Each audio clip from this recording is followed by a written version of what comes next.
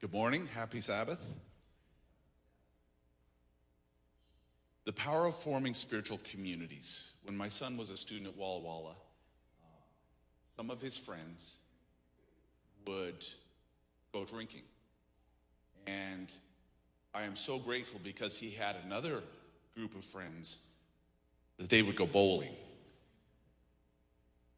Being in a spiritual community and forming a spiritual community helps us with our sense of direction, because there's a critical mass because it's like we're in a river being swept along, and when we hold on to each other, it gives us strength.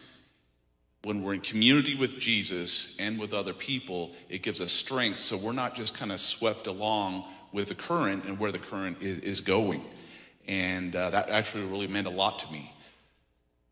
There's a dynamic the scripture tells us about, and we see this happening in our world in Matthew chapter 24, verse 12. It says, because of the increase of wickedness, the love of most will grow cold. And when they study what's happening in American society today, there is an isolation that is happening. Instead of community, there's an isolation. It's been studied before that the activities that people used to take part in community, in groups, and people are extremely a lot more isolated. And so being in spiritual community enables us to not get cold. In fact, in the scriptures in Ecclesiastes chapter 4, it says, how can one keep warm alone? But as we're together in spiritual community, we can stay warm. Because the devil, he can't fight truth. But what he can do is try to get us to go to sleep, or try to get us cold living in this world, for our love to grow cold. One of the things that I really believe very, very strongly, when I was a student missionary, I noticed our biggest problems weren't with the local people we were ministering to. Our biggest problems were with other missionaries. And the enemy hates spiritual community, and he's going to try to get us to be at odds with each other. One thing about church planting and small groups, one of the dynamics is that when you have a new group forming and new DNA being laid down, it's easy for there to be like a power vacuum, and strong personalities can want to step in and kind of take control.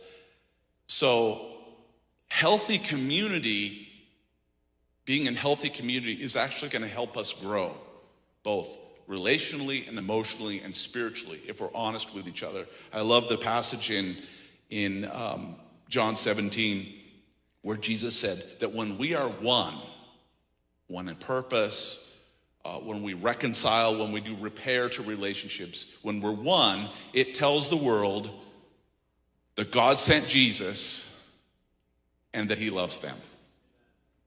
And so that is the dynamic. Spiritual community is a huge threat to the enemy's kingdom, because the world today is so polarized.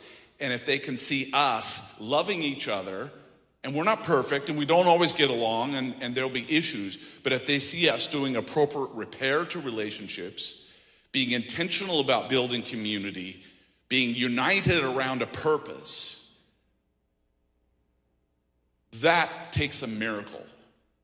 That's almost not humanly possible in this world. And I really believe people will be drawn to that with spiritual community if we can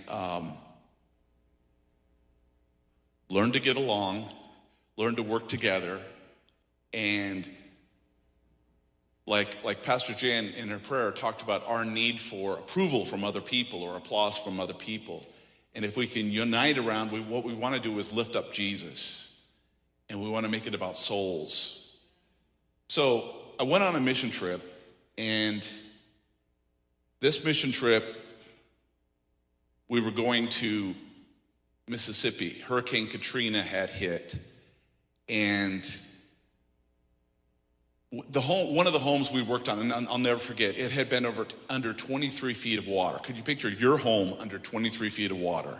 And the water was full of unmentionable, like diesel and chemicals and all kinds of stuff. The water was so they had to strip the houses down to the studs. They had to put fans in to dry them out, take all the sheetrock, all the insulation out, all the carpet, all the pad, everything.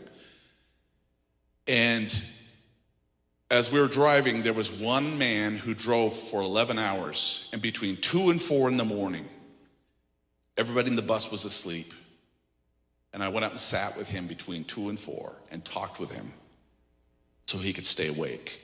We stay awake in community.